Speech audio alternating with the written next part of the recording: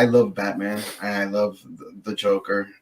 So when I heard what you wrote, the lyrics to the song, I was like, damn, son. So like, yeah, tell me the pro. What was this song about? How'd it go down? Well, art kind of piggybacks off of other art, right? Everybody or experience, right? Art piggybacks off of experience, and experience create generates art. So like, I heard this term over the last few years called hyperrealism, where like fiction that imitates real life is actually in a sense more real because it's that situation heightened.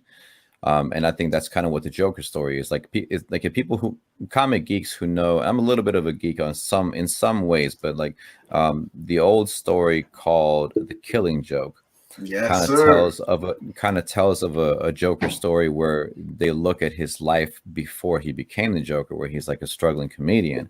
And I'm not going to say a whole lot about that. People can look into it. But this movie kind of did a different take on an origin story, but also gave it a twist of, mental health stuff, trauma, child abuse, failed city. Like, so it was so many social issues tied into a comic book story. And with that kind of stuff, like there's a million ways that could go wrong, but dog, they got this movie so right. And it was like, I mean, like not because it wasn't good because it was up for like 11 Oscars. It was good just because it was good.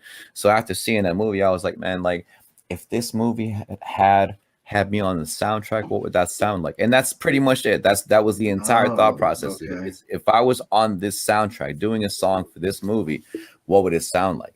So obviously, like you have to start working after the movie comes out because you're not behind the scenes. You don't get a copy of the script. So I Yeah. saw the movie, processed it for a while, and started writing. And I knew what I wanted. I mean, I didn't know what I wanted the beginning, middle, and end to be because I knew that it had to fit long. I knew I wanted to tell the story of the movie. So in that sense, I knew what I wanted it to be. So when that came to be, I was like, I got to make this Joker soundtrack type song.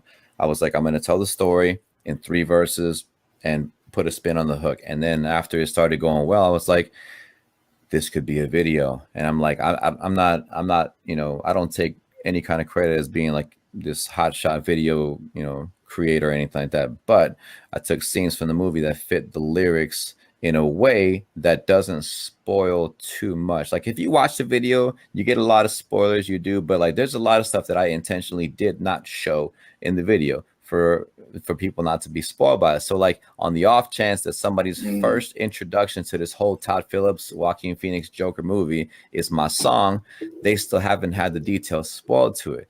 You know what I mean? Wishful thinking, but that's kind of one of the things, the criteria for the song. It was like you can't spoil things like blatantly. You can't like right on the nose spoil things in the song or the And video. that's That's what the I challenge. noticed. That's what I Yeah. noticed with your lyrics.